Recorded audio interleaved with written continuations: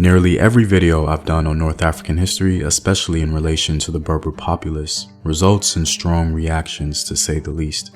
When it comes to the phenotypical depiction of ancient Berbers in my videos, the reviews are mixed.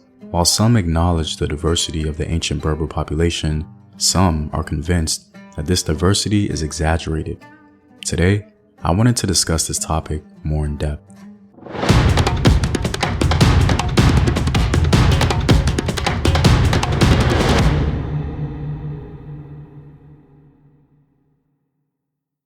What up, African world? It's Amazigh here, and welcome back to another video of African history, culture, and worldview. By supporting this channel on Patreon, you're helping in the creation of these videos and contributing to this content.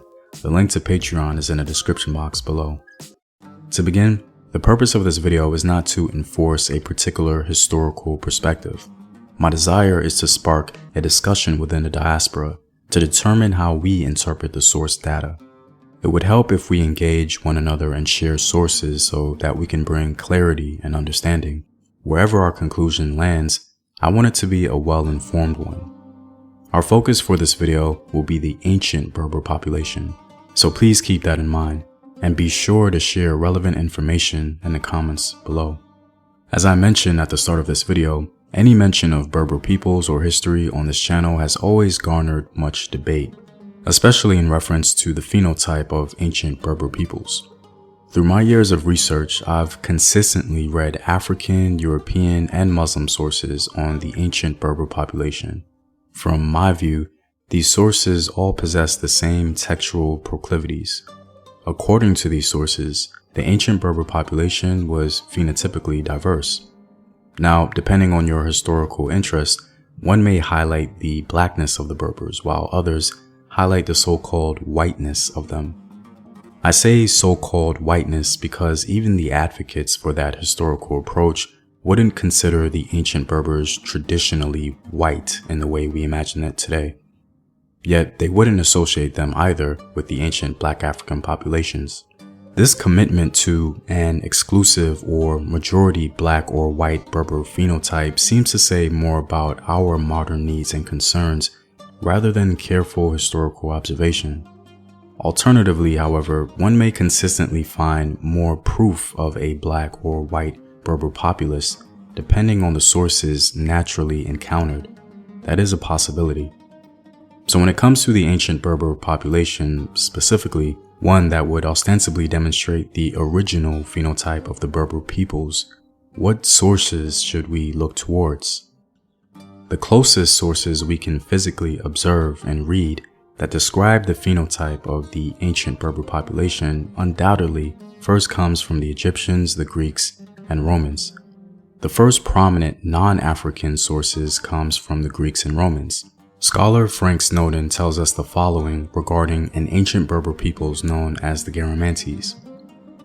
The Garamantes, classified by some ancient authors as Ethiopian and as mixed Black-white peoples by some scholars, were described by Tacitus as an indomitable tribe and one always engaged in brigandage on their neighbors.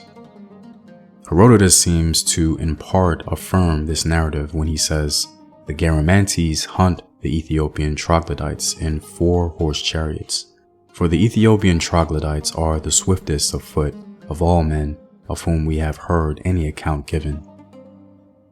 Now, carefully reading in between the lines of history would suggest a phenotypical distinction being evinced by Herodotus between the Ethiopians and the Garamantes. Chancellor Williams agrees with the diversity model of the Berber population, but maintains that the original Berber populace was Black African. There are some in the diaspora who rely on this historical caveat, contributing to the divide. It's important to note that North Africa is an extremely large region. It's possible that focusing on a particular region in North Africa results in a more homogeneous description, either white or Black, while broader regional consideration results in more diversity. Anthropologist Dmitry Olderog distills the ancient source material quite well concerning the phenotype of the ancient Berbers.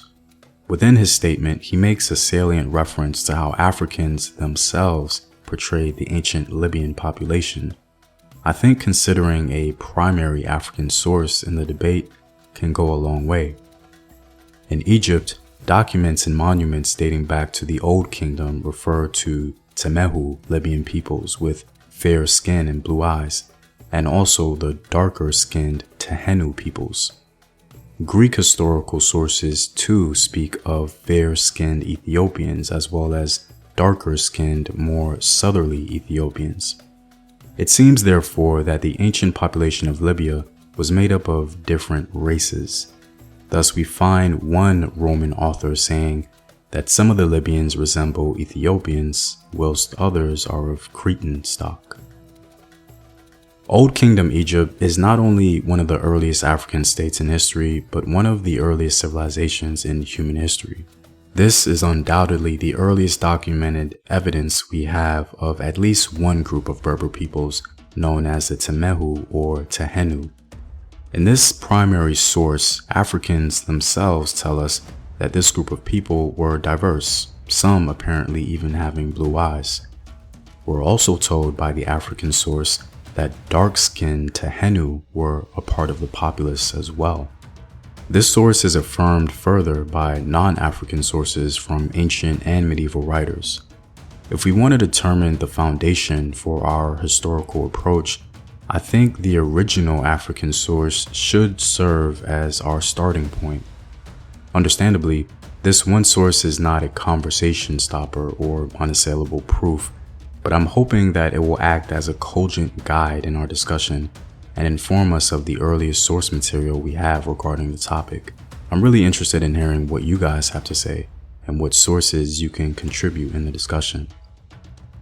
Well, I'm all out, guys. If you like these videos and want to help in its continued production, consider supporting the home team on patreon.com. The link is in the description box below. Know thyself. Remember your ancestors. Peace.